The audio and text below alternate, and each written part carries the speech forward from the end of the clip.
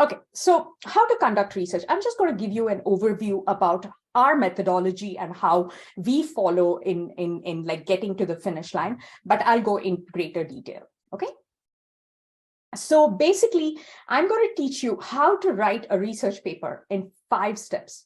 Okay, this is much more elaborate in the way I conduct the program, but I've sort of streamlined this whole process and the structure that has worked very well with my students. Number 1 is identifying a problem or a research topic. Okay, so it doesn't matter. A lot of parents ask me if they need to have a topic in mind. We help them, Dr. Raj, and I have 4 research programs this year, and I'm going to show you that we help students pick a research topic. And also I tell them it's okay not to zero down on a topic. Pick the area, okay, so that then like be more specific and then pick your research topic. And we also encourage them to change their research topic because they're learning, right? So that's number 1. Number 2 is preliminary research with expert guidance. That's what we provide. That's where these professors and experts come. Okay, they are not like like average PhD candidates or students. They are professors, okay? And one of the new professor, he's from Indian Institute of Science. I mean, that's like the MIT of India and beyond. He's from there. I mean, they're so much expert and wonderful in their field that we get, like at Gifted Gab, I had to beg tutors to come and help students, right? And creating into a program and everything that's digestible by high school students. So number 2 is doing research under the guidance. Number 3 is developing a hypothesis. So they start with the research. They don't know what they're going to find, but they're going to hypothesize or assume something. That's what I tell my students. You assume something, then you do research to prove whether your assumption is right or wrong. I mean, that's what it is. So developing a hypothesis. And 4th is they write the research paper. I teach them how to write the body paragraph as well. That is the level of detail that we go into. So we've split responsibilities. They do research in the topic with the professor. And then they also come to me. We have classes where I teach them how to do the structured writing, right? They cannot write a 4,000 word document overnight, right? So we break it up. Every week they write a chunk. The first week they write the hypothesis, second week they write the introduction, third week they create an outline. Got it? And we introduce them to tools, right? We don't just copy and paste. We make them create their own diagrams using BioRed. We teach them how to use mind maps, right? So it's all about their thinking. If you just think that I'm going to deliver a research document that you're going to publish, you're wrong. It's a lot of things. Their thinking is going to be so deep. It's going to help them with their AP courses, their grades, and everything like discipline, concentration, and everything. Got it? We help them through writing that paper. We do multiple reviews. Then the professor checks that, the final draft and everything. And then I help them to submit in places that accept high school research papers. Got it? I know of places where I go about teaching them how to do that. And also the format in which they create the research paper, I give them as well, right? So there's a particular format, the kind of font, the heading, and everything that needs to be followed. So I help them with all of that. Okay. So I'm going to go into deeper details. First is like the idea that I told you about. Is there something that they're deeply passionate about? They read about something and they want to dig deep, they're welcome, right? Or else we help them in brainstorming that. That's like typically the first class of our research. Next, they work under the professor, of course, and the professor guides them into going to which journal, reliable sites, if it's the biomed, but if it's cryptocurrency, I'm going to tell you the different things. The expert is going to teach them cryptocurrency, how to look for all the data and everything. Then if it's like entrepreneurship research, which Dr. Harini is going to be leading, then she's going to teach them how to create a product concept, like do customer interviews, everything to come up, design thinking, everything she's going to teach. Or if it's like liberal arts, then there is a whole curriculum and formula that is. And that is what you get with that. a time with working under an expert guidance. And let me tell you, it looks phenomenal on the college profile when you put the professor's name on your extracurricular activity there, okay? Thirdly, I told you about the hypothesis, which is their assumption. We teach them how to write a hypothesis. Everything is a template in my world. Like I mentioned, I break down the concept, the complicated concept into manageable parts, and everything is a template. The first week, they write the hypothesis, actually, and then they do the introduction, then they write the body paragraph. Every word that is there has to have a meaning or a purpose, right? I teach them how to write the body paragraphs, then the conclusion, then the abstract, then drawing pictures and everything week by week, class by class. It's super structured. Okay, and then of course I jumped through this. They write the research paper, and then there's a final presentation or a thesis defense. So basically, if you're doing a PhD or some kind of research, you have to defend your thesis. That's when your thesis or your research gets approved. So they have to come and defend or give a final presentation on their research topic. And guess what my students have to do? Take that presentation. It's not like showing their whole research paper. It's a whole template that I show them. It's like 6 slides that they have to prepare with different ingredients and important things in it. They have to go back and present that with the counselor and their teacher and their teachers. And guess how it helps them?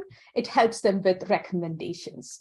Got it? Intellectual curiosity is one of the main components that a teacher looks while giving a recommendation.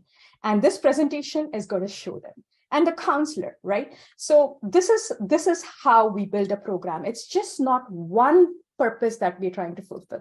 It has to hit multiple notes. So that is the 4th step.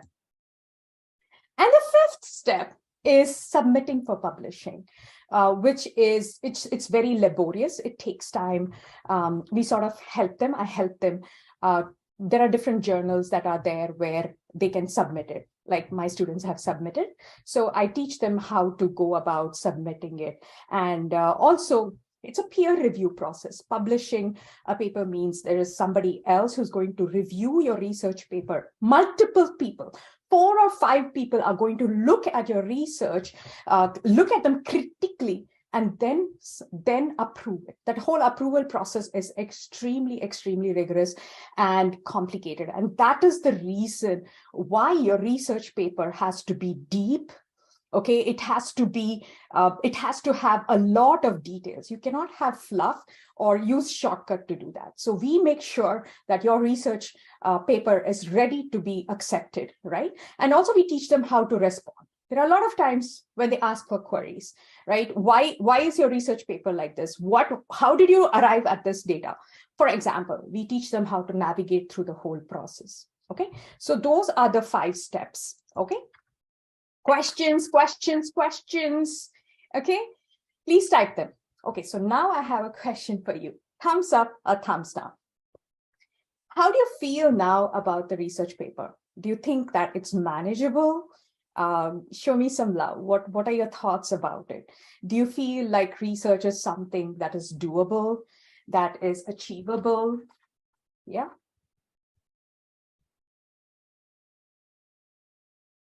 Okay. Okay. So some answers, some love, please. Some love in the chat. Yeah. Great. Great. Absolutely. Let's get it going. Yes. Great. Great. Okay. Okay. So I told you about the program, how a research paper, the whole process works in 5 steps. Now I'm going to introduce you to the programs that we have created. Okay, so basically, we have this biomedical with Dr. Rajgopal Apau. He teaches MD students in University of Central Florida. Okay, he's a vaccine specialist, a researcher and everything. Okay, that's one research program. If your child is aspiring to go to the pre-med STEM, then that's there. Then we have Sharda Prasad. He is a professor in Villanova, Of course, he graduated from Indian Institute of Science. He's a cybersecurity expert. So we are introducing this program with him. Then my best friend, Harini, she is a professor, a PhD, who works in the University of New York in Brooklyn. She runs an entrepreneurship program there in Brooklyn with the New York University. So she is going to lead this business program. Research in business. Okay, it's not just anything, it's research, and I'm going to tell you the details. Then I have a lot of requests that have come in, basically asking about non-STEM research, right? Your child wants to go to law or anything, like my own son. He wants to go into politics, so he's definitely going to be in this program, right? So we got a non-STEM subject matter expert. She's a professor. Again, it's going to be either gender inequality or social sciences. All of those kind of topics will fall under this. Okay, so these are the 4 research programs that I have. I'm going to go deeper into it. Now with Dr. Raj, he's an eminent researcher. He's published so many books, so many journals, and the student will be guided into writing a 4,000-word research paper.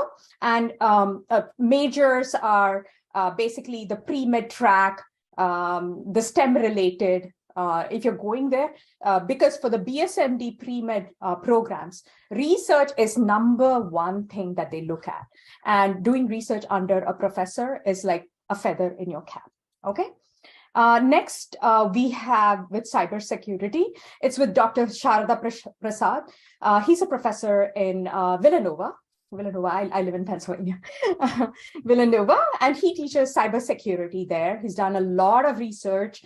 He's published a lot of journals. Oof, if you look at his resume, you'll be like so spellbound.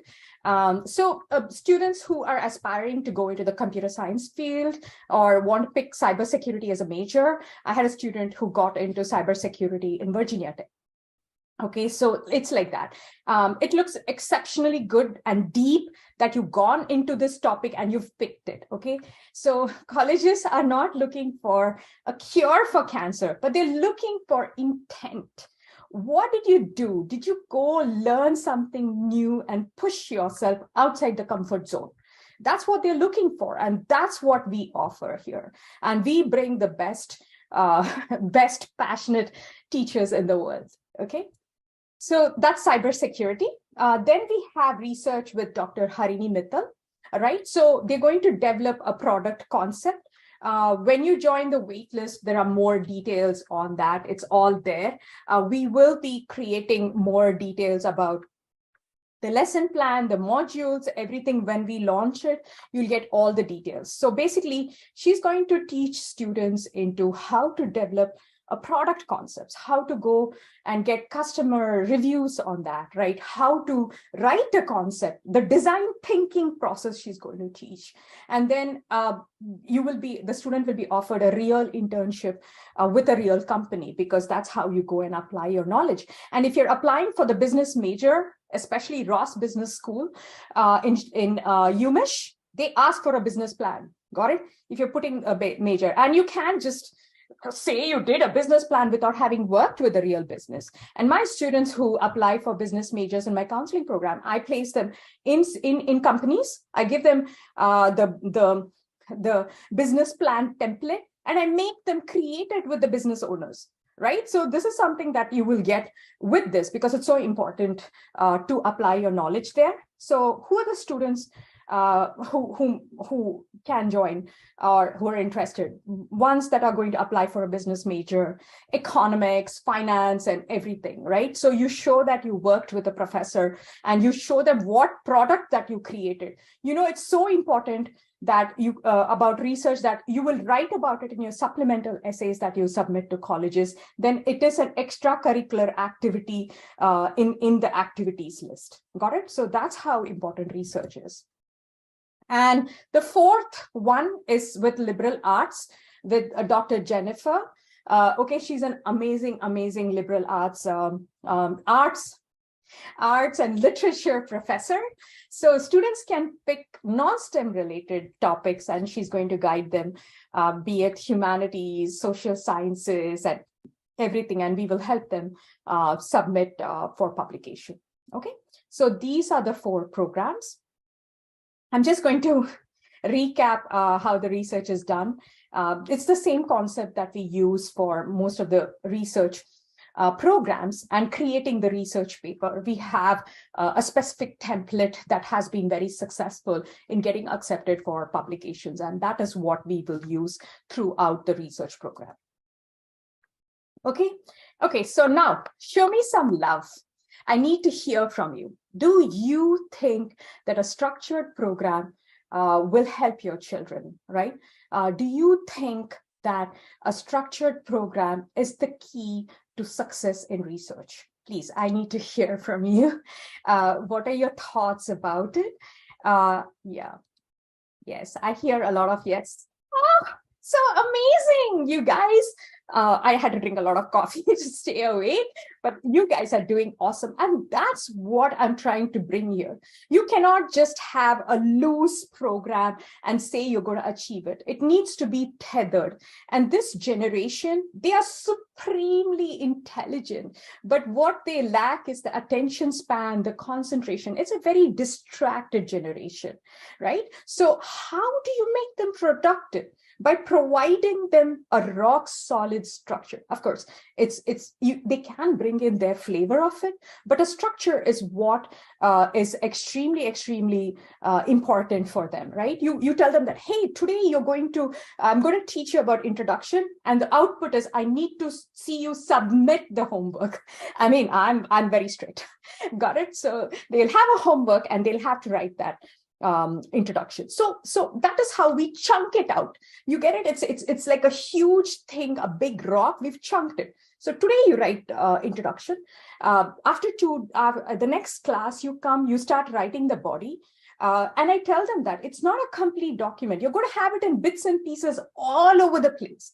Then you submit the initial draft. We will review it. The professor will tell them if they are in the right direction or not, right? And then they'll take the feedback, go back, do more research, and then write the final draft. We will approve that. So it's structured step by step that we go towards doing that. So it's not enough you just do research. You need to have a concrete paper that's published somewhere, that's out in the internet, the whole world, so that when they Google, they find you. And that's another thing that I provide is I will be, if you go to my website, along with publishing the research paper, my website is getting developed. You see that we will be uploading all the research paper online. Got it? And also the SEO and everything is going to help them. Like when they search Tarun Kakarla, they will come here, right? Or things like that, like SEO and everything, which is very, very important. So that is what we're trying to do here. Oh, where is my paper? Yeah, right? Oh, where am I? Yeah. So yes, it's not enough if they do research. We need a concrete results or a piece of literature work that is associated with their name. Got it? So that's another thing that I've realized is very, very important for them, right? So even if their paper is not published and they're waiting for it, they can copy that link and put it in their resume. And I've spoken to admissions officers. They do look at links and everything that you put in your resume or anywhere in your application. Got it? And they're going to open up and see, oh my God, this child has done research on this topic. They're going to see the comments, they're going to see the number of views, and they know that this child is legit. Got it? So, okay, so any questions so far? I hope I'm not going fast. I speak like really fast and I breeze through things, and I don't want to do that. So I just want to take a moment